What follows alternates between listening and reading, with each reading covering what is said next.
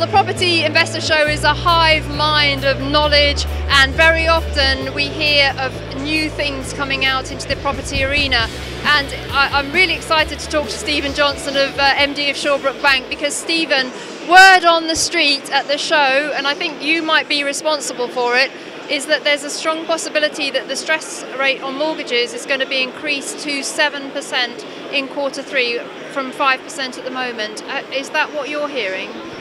Kind of.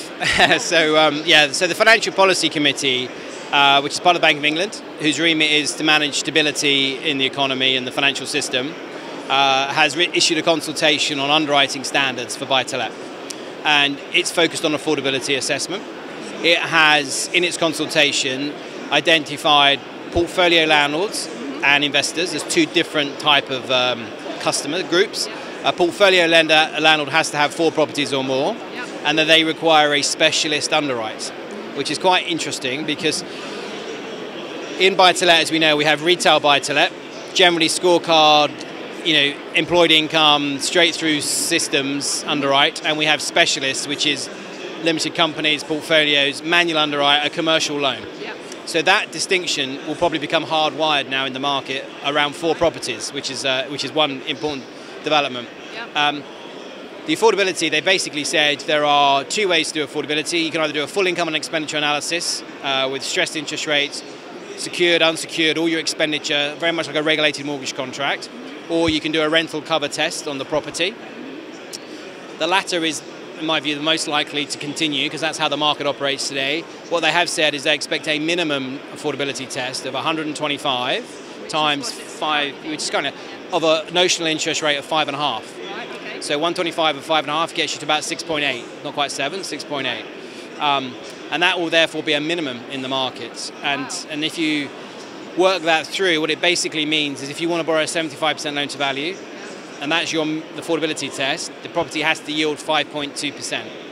So essentially, it's probably going to mean that people are going to only be able to achieve lower loan to values and put in higher deposits. So rental yields against this affordability test will be the binding constraint for lending, basically, and for how much a landlord can borrow. And clearly, if you think about it, 5.2%, where do you get a 5.2% yield in areas of London and the South East? It's probably pretty tough. Obviously, in other regions where you've got high yields, then it becomes less of a binding constraint. But I think for landlords, we're entering into an era and a period now of a lower level of debt, generally, and that's just an environment, and it's probably a healthy, sensible environment, and it probably means slightly slower growth for a landlord, or more equity, probably slightly slower growth, but it doesn't. All of the environment, for me, the environment changes that we've had have been pretty extreme in the last 6 to 9 months. I think we've probably we're getting to the point now where I don't believe we'll have further intervention. Personal view, I think we've had a lot, and the market will digest it. I think it'll have the net effect of reducing activity levels, lending activity levels, because they were growing very quickly, so I don't think we'll quite see that same level of growth. I think landlords will have to get used to a slightly lower level of debt in their strategies, and a higher level of cost. Interest tax relief, interest rates are going to go up, licensing costs. We've had a golden period in the last 4 or 5 years for landlords. Interest rates have been low, rents have been going through the roof, so the cash flow economics for landlords have been incredibly favourable, and we're now moving into an environment where they'll be less favourable. They'll still be workable, I think, but the key message for me is people need to realise that instead of that environment is hardening, and they need to know what that means for their portfolios and their future strategies, and it still remains a very compelling long-term business. It's just got a slightly different economic set of variables around it, and basically costs are going to be higher. So net cash is going to be lower, and people therefore just need to make sure they can adapt to that. And that for me is my kind of conclusion, really.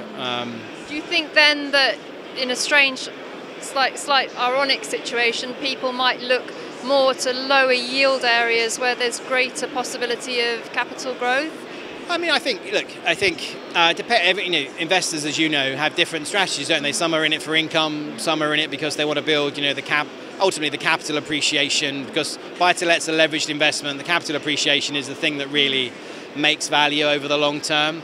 And both will still be very sustainable strategies. It just depends on individual investors, where they are and what's important to them. I mean, this is the same with limited companies. Everyone says, well, limited companies now is much easier or the right thing to do. Not necessarily. If you trade property and you're going to be realising capital gains quite regularly, owning your own name will be more tax efficient than a company. If you're trying to build a portfolio for future generations and wealth preservation, a limited company gives you options with the shares to do things in trust into your future generations. So again, landlords have all got different strategies. None of them are wrong or right.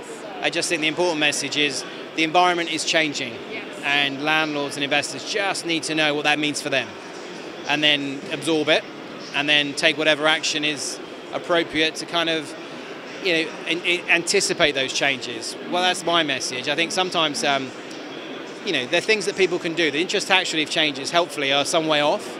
So there's things that people can do. The one good thing about it is it isn't an overnight introduction.